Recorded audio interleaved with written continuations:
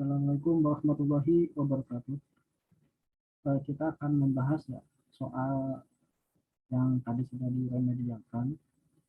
Jadi soalnya persis dengan apa yang diujikan kemarin pas waktu PTS ya. Jadi ini jadikan soal remedial juga. Jadi untuk mengulangi. Nah biar lebih afdol, kita seperti biasa akan membahas semua soal yang ada yang sudah kita ujikan gitu ya. Apa sih sebenarnya jawaban yang benar itu? Nah, seperti biasa kita masuk dulu ya. Next. Dan di sini pilih namanya. Di sini saya tes aja S, kemudian kelas 11. Next. Nah, kita ada soal pertama di sini. Tool yang digunakan untuk melihat output dari kode HTML disebut dengan untuk melihat output ya, atau tampilan dari halaman website gitu ya. Ya tidak ada lagi selain di web browser. Nah, kegunaan web browser ini untuk melihat hasilnya gitu. Kita tulis kode HTML-nya di text editor, dan untuk melihat hasilnya kan di web browser gitu ya. Baik di Mozilla Firefox atau Google Chrome, Microsoft Edge ataupun yang lain. Itu silahkan ya. Silahkan. Yang jelas untuk melihat output itu di web browser. Kemudian perhatikan gambar berikut. Manakah yang termasuk video gitu. Nah, di sini kan ada A ini tag-nya. Kemudian ini ada atribut ID dan harap ini atribut, dan ini juga ini adalah value. Ini value. Yang hijau ini adalah value. Nah, value ini biasanya diaktif oleh ini kutip dua yang berbarengan dengan ini. Jadi ada atribut ID dengan value info, atribut harap dengan value https facebook.com. Kita lihat berarti jawabannya itu yang value yang jelas, value itu adalah info dan Facebook ini ya. Dan berarti jawabannya opsi pertama, info dan https facebook.com.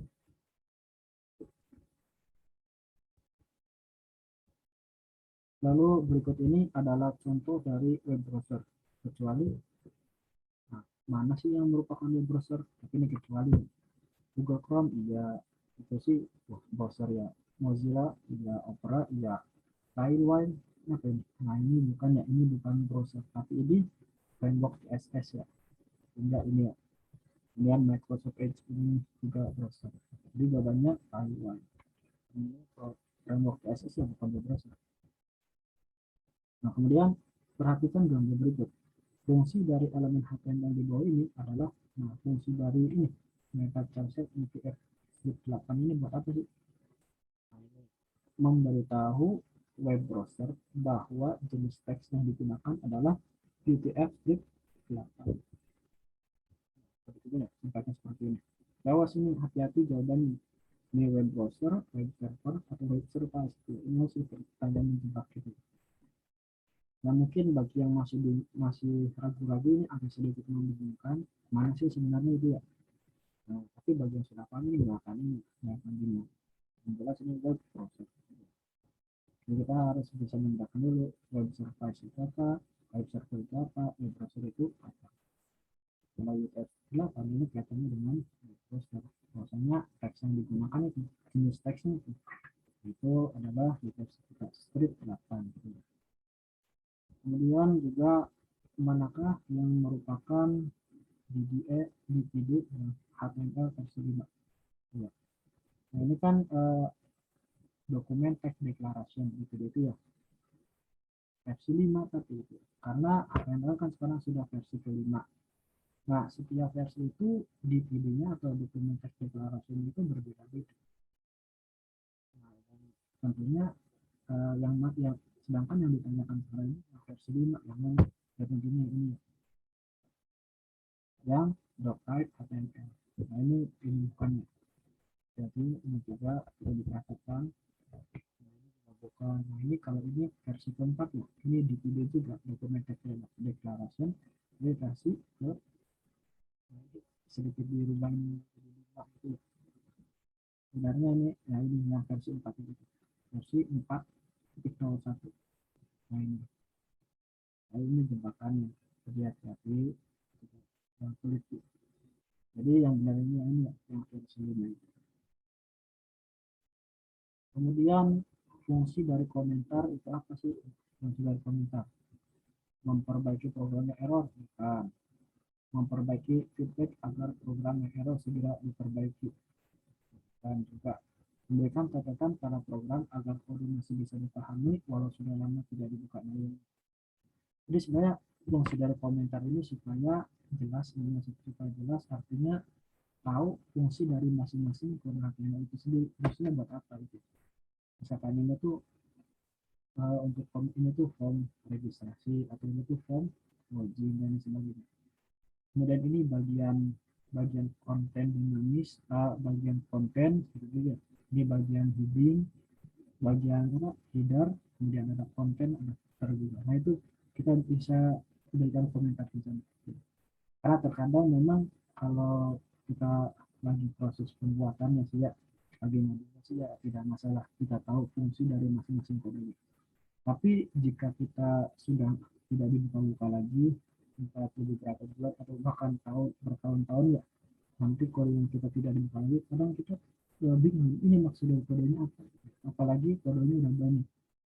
Jadi fungsinya komentar itu ya, seperti memberikan catatan sih. Fungsinya buat apa. Dan ini bukan untuk user, itu untuk programmer. Memberikan catatannya. Lalu itu yang digunakan untuk penulis kode program disebut text editor ya. Sebenarnya di web browser juga bisa, kita bisa untuk ini ya, untuk JavaScript juga. Nah ini kalau Visual Studio Code ini jenis dari text editor nih, jadi jangan pilih yang ini, jadi text editor. Karena ini yang ditanya toolnya tuh, jenis toolnya, bukan jenis text editornya. Ini kita perlu dipahami. Dan ini pentingnya penggunaan bahasa Indonesia kita ya, memahami. Kemudian perhatikan gambar berikut. Fungsi dari elemen HTML di bawah ini adalah ini. Dan tentunya nih sebagai tanda bahwa dokumen yang akan ditulis adalah HTML, bukan CSS, Java, JavaScript atau PHP, yang bukan. Jadi setiap kode, setiap teks ataupun setiap tag yang ada di lingkup atau yang diupdate oleh HTML itu adalah dokumen HTML. Misalnya seperti itu. Kemudian ekstensi dari dokumen HTML adalah HTML, tentunya ya, jangan yang lain. Kemudian HTML tidak bisa lepas dari CSS dan JavaScript.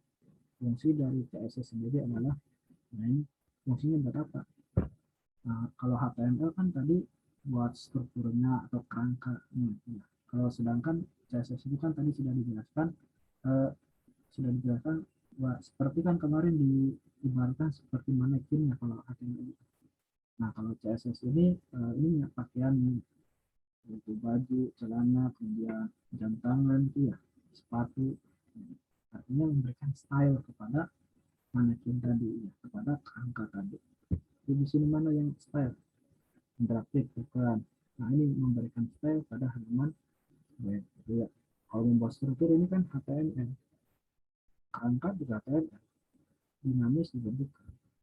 Karena CSS itu bukan ini ya, bukan untuk menjadikan dinamis. Karena bukan bahasa server side. Nah, perhatikan gambar berikut. Manakah yang termasuk tag pembuka A? Nah, tag pembuka A yang mana? Kan tag itu secara garis besar kan pada umumnya ada tag pembuka, ada tag penutup. Nah, meskipun ada sih tag yang tidak memiliki penutup ya, yang cuma ini sendirian aja. Nah, kalau di sini yang termasuk tag pembuka itu yang mana sih? Nah, ini yang jelas dari sini ya, dari ini sampai sini. Jadi bukan cuma A-nya aja ya, tapi ini juga atributnya juga ini termasuk tag pembuka. Gitu. Pokoknya sih yang ada di antara ini kurang dari sampai lebih dari ini ya. Artinya itu tag A yang memiliki ID info dan memiliki href https facebook.com. Nah ini sampai sini ini yang disebut dengan tag pembuka A dan ini tag penutupnya ya. Jadi bukan cuma A-nya aja tag pembukanya itu ya, karena sudah ada atributnya. Ini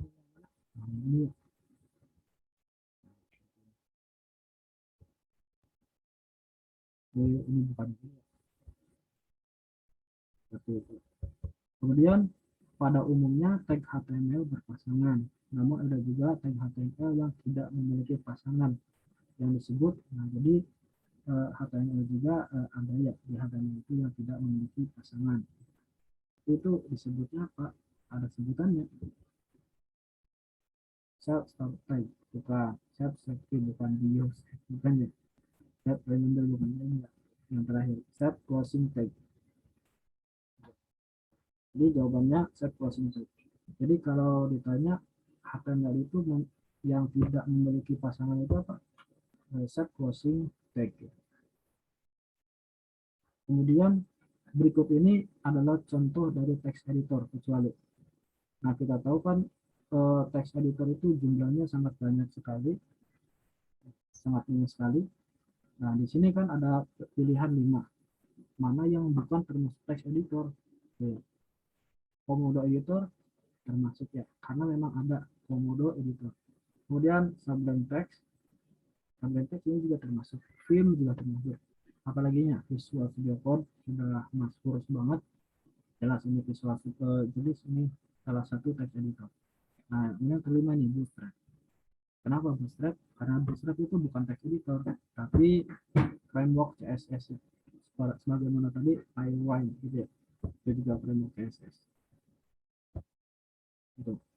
Nah, ini manakah yang merupakan definisi dari HTML?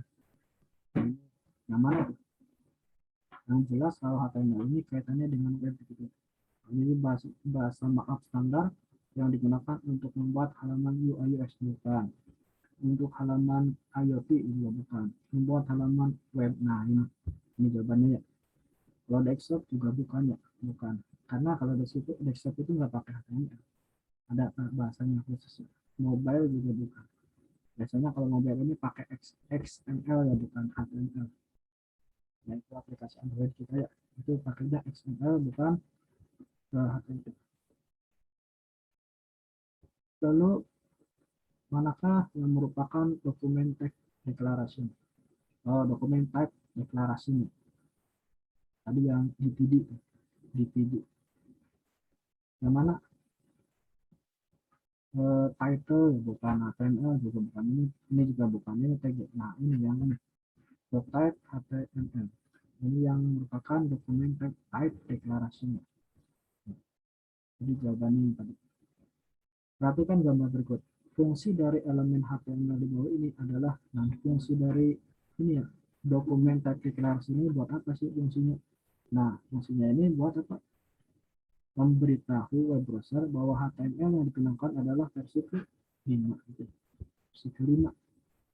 Kalau karena versi ke-6 belum ada ya. Versi ke-6 belum ada, apalagi versi ke-7. Nah, versi ke-4 juga dituduhnya bukan kayak gini ya, tapi lebih panjang seperti yang tadi ya. Ada di soal sebelumnya tadi, versi ke-4 itu lebih panjang. Apalagi versi 3 mungkin lebih panjang lagi ya.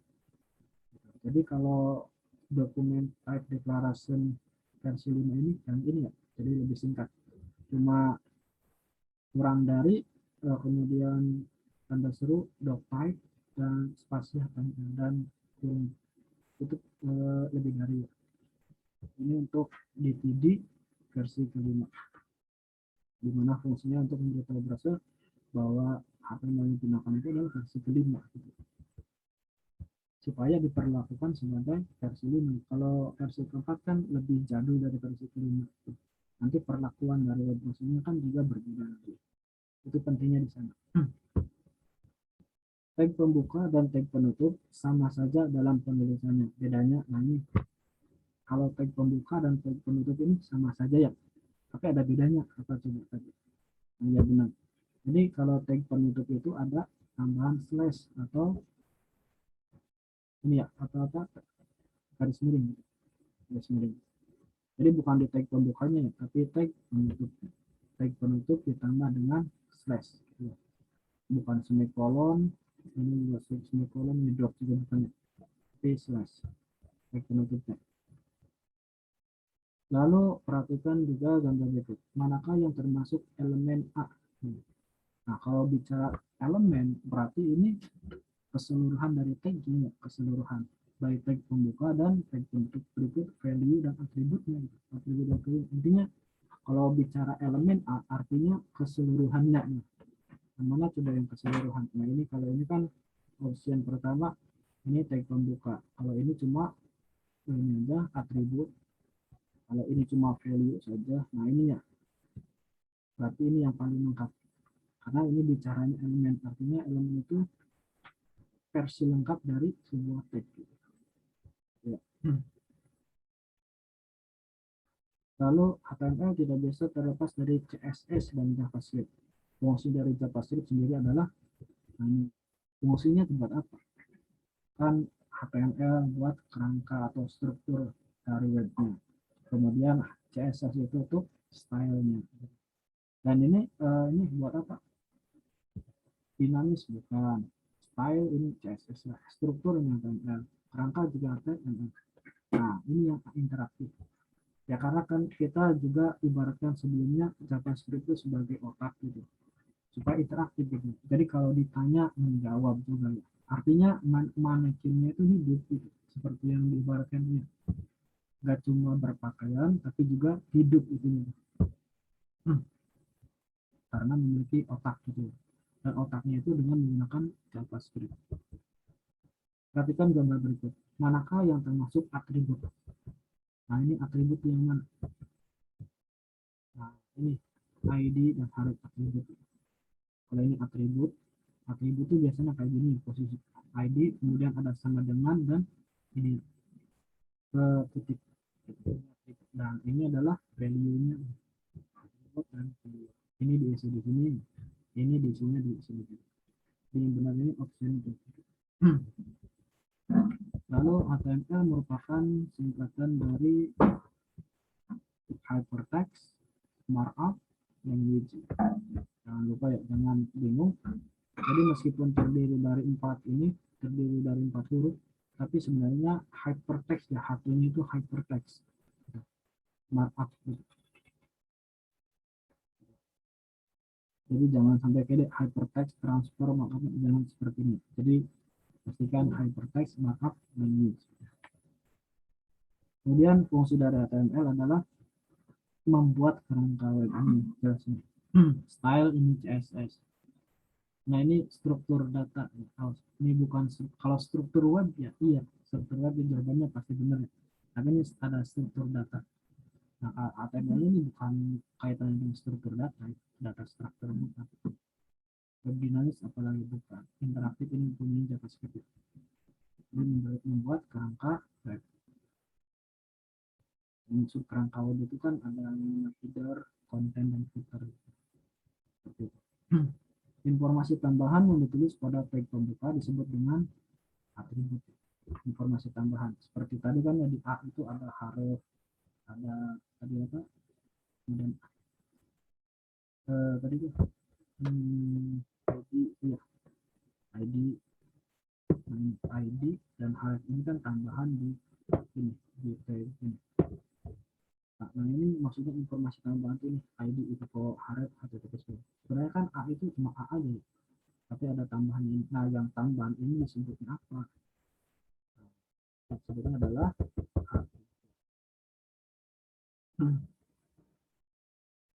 jadi jawabannya atribut. Kemudian perhatikan gambar berikut. Fungsi dari elemen HTML di bawah ini adalah fungsi dari head ini adalah apa? Nah ini sekali lagi ini head ini kan yang termasuk head itu apa aja? Ada title kan, kemudian ada apa lagi? Ada style, gitu. Ada script juga. Gitu. Nah kita taruhlah di sana untuk membuat menambahkan CSS dan JavaScript. Kalau CSS itu style, kalau JavaScript itu interaksi. Artinya kita fokus ke dua kata itu. Jadi memberikan style dan interaksi. Tapi ini secara apa? Secara inline, bukan inline. Jadi kita coba membuat style dan interaksi secara inline. Ini udah salah ya, lanjut aja. Memberikan style dan interaksi secara internal. Nah, internal karena disebut internal itu karena masih dalam satu file kan, satu file HTML. Dan ini kita akan membahas di kemudian hari biar lebih paham ya, antara inline, internal, dan eksternal itu nanti akan kita bahas. Jadi memberikan style dan interaksi secara internal dan value-nya tidak akan ditampilkan di web browser. Ya. Jadi meskipun kita nulis banyak di bagian head itu tidak akan ditampilkan value-nya di web browser. Apa-apa yang tampil di web browser itu kita tuliskannya di bagian body. External bukan ya. Internal juga, tapi ini ditampilkan di web browser jadi salah. Jadi yang benar ini. Jadi head ini untuk memberikan style dan interaksi stylenya dengan CSS, interaksinya dengan JavaScript, tapi tidak akan ditampilkan value-nya itu di web browser.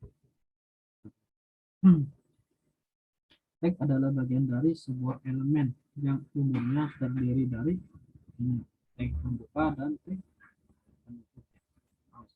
Jangan salah, ini pembuka dan pembatas bukan, pembatas dan penutup bukan, single dan double bukan, umum dan khusus bukan. Jadi pembuka dan penutup. Kemudian perhatikan gambar berikut.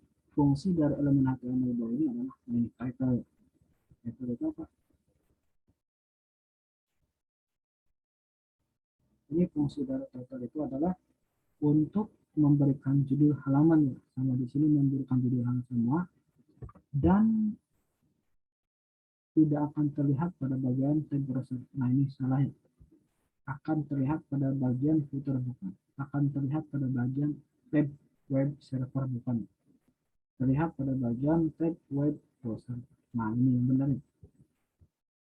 Jadi harus benar-benar hati-hati di sini soalnya karena menjebak ya. Jadi memberikan judul halaman. Nah, oke ya benar ini semua ya. Jadi akan terlihat pada bagian tab web browser. Nah ini contohnya. Ada tulisan Remedial PTS, Remedial PTS juga. Ini tuh maksudnya tulisan-tulisan ini tuh. Tulisan-tulisan ini tuh akan terlihat pada bagian itu tuh ditulisnya pada bagian title, pada bagian title. Akan terlihat pada bagian web browser itu maksudnya di sini. Kalau kita pada title ini diisinya dokumen, maka di sini akan tulis dokumen. Kalau misalkan nama kita sendiri, yang nama kita yang akan tulis di sini. Seperti itu. Jadi title itu untuk memberikan judul, judul pada tag. Ya, jelas akan tampil tulisannya pada bagian tag. Kemudian berikut ini adalah cara penulisan komentar di HTML yang benar. Nah ini komentar di HTML yang mana? Ini ya tentunya. Ini bukan. Ini bukan. Ini bukan.